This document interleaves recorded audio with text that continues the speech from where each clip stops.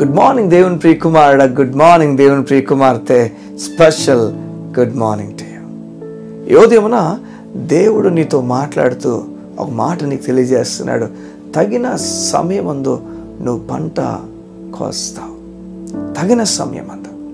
ఒకవేళ నువ్వు విత్తనాలు వేసిన వ్యక్తివేమో ఇంక ఎప్పుడు పంట వస్తుంది, ఇంకెప్పుడు నేను ఈ పంట చూస్తాను, ఇంక ఎన్ని రోజులు పడుతుందని చెప్పి నువ్వు ఆలోచిస్తూ కృంగిపోతున్నావేమో.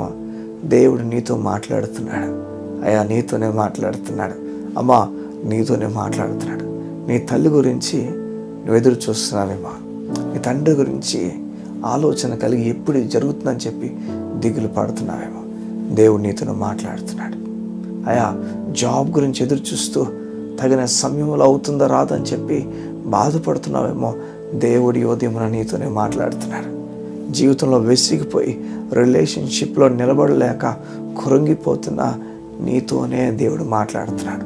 బిడలేక అలసిపోయి ఇక ఏమవుతుందో అర్థం కాక వేరే వేరే ఆలోచనతో నిండిపోయిన నీతోనే దేవుడు మాట్లాడుతున్నాడు. ఉదయాన్న నీతో మాట్లాడుతూ చెప్తున్నాడు, తగిన కాలమందు నువ్వు పంటకు వస్తావు. నువ్వు తగిన కాలమందు పంటకు వస్తావు.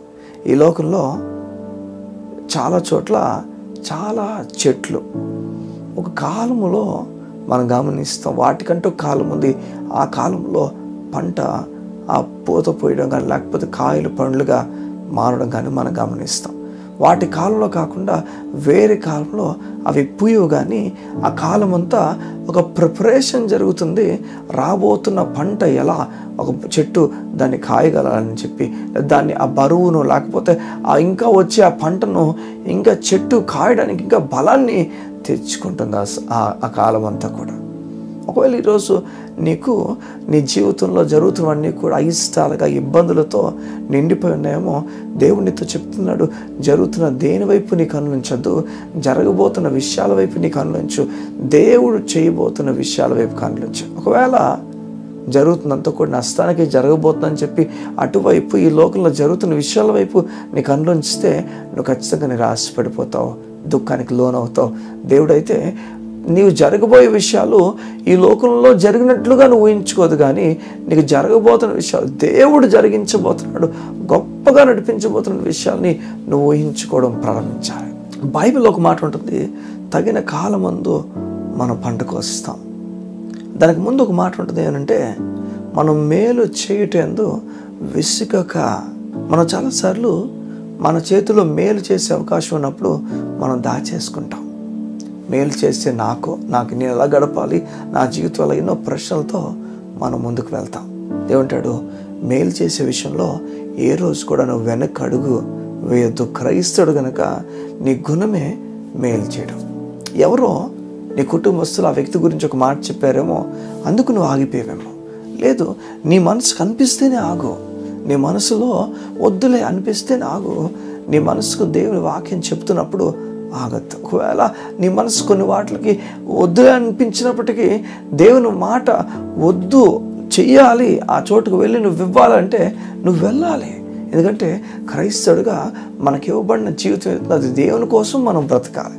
కష్టమైన, ఇబ్బంది అయినా, ఇరుకైన, అర్థం కాని సమయమైనా మనం దేవుని కోసం బ్రతకడానికి ఇష్టపడాలి. బైబిల్ చెప్తుంది, అలసిపోకుండా మనం మేలు చేస్తే తగిన సమయం ముందు పంటకు వస్తాం. ఈ పంట చూడండి, ఈ పంట సహాయాలతో మేలుతో ముడిపడింది. మనం ఎవరికైనా సహాయం చేసినప్పుడు దేవుడు మనం పంట కోసేటట్టు చేస్తా అని చెప్తున్నాడు.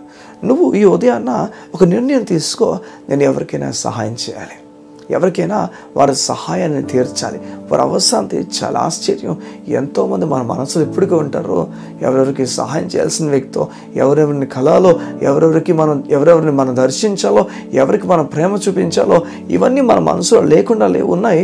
మనం ఆగిపోయాం వారికి చూపించడానికి, మనం వెళ్లకుండా ఆగిపోయాం, వారికి ఇవ్వకుండా ఆగిపోయాం. మన మనసులో పుట్టిన ఆలోచన దేవుడు పుట్టించింది, కాస్త దాన్ని గొయ్యి త్రవ్వి దాని లోపల వేసేసాం. ఈరోజు గొయ్యి మళ్ళా త్రవి బయటకు తీసుకొని మనసులో పుట్టిన ఆలోచన ప్రకారం మనం వెళ్ళి చేయగలిగితే తగిన సమయం అందు నువ్వు పంటకు వస్తావు దేవుడు చెప్తున్నాడు. ఈ పంట ఏమవుతుందో ఇది సహాయంతో ముడిపడింది, మేలుతో ముడిపడింది. తగిన సమయం ముందు నువ్వు పంట కొయ్యాలని కోరుతుంటే, తగిన సమయం ముందు దేవుడు నీకు మేలు చేయాలి అని నువ్వు కోరుతుంటే దేవుడు నీకు చెప్తున్నాడు, నువ్వు మేలు చేయడం ప్రారంభించు. నువ్వు పంట అద్భుతంగా వస్తావు. ఊహించని పంట నీ ముందు ఉంది. నువ్వు కేవలం ఆ పంటకు మునుపు విత్తనముగా నువ్వు మేలు చేయాలి. ఎప్పుడైతే విత్తనము మేలు అనే విత్తనం వేస్తావో నువ్వు తగిన సమయంలో పంట కోసే వ్యక్తిగా దేవుడు నిన్ను మారుస్తాడు. ఈ ఉదయమున నేను నమ్ముతున్నాను నువ్వు ఈరోజు మేలు చేయడానికి వెళ్తావని.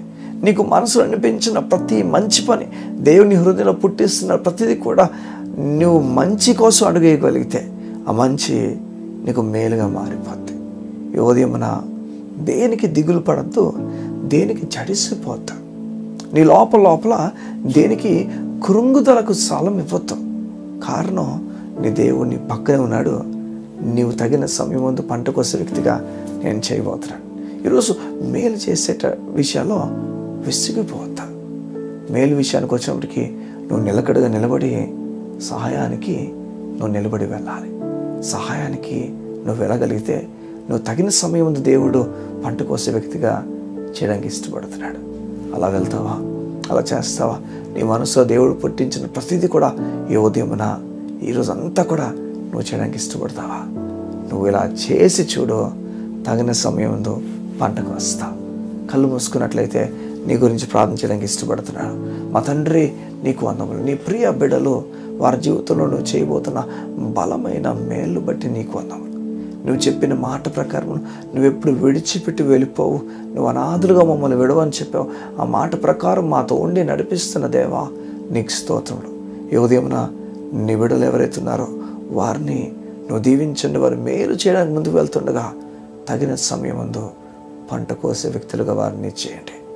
ఊహించని రీతిగా తగిన సమయం ముందు పంటను వారికి అనుగ్రహించి బలపరిచి నడిపించబడతాం. యేసు నామములో వారికి మేలు చేయనుగాక, మేలు చేయనుగాక. ఆమేన్, ఆమేన్. నీ మనసులో దేవుడు ఏదైనా ఒక విషయం పుట్టిస్తే నా మాట విను, వెళ్ళి చెయ్యు.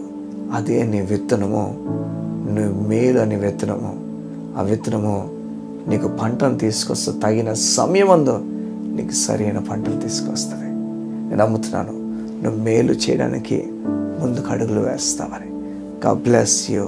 See you tomorrow.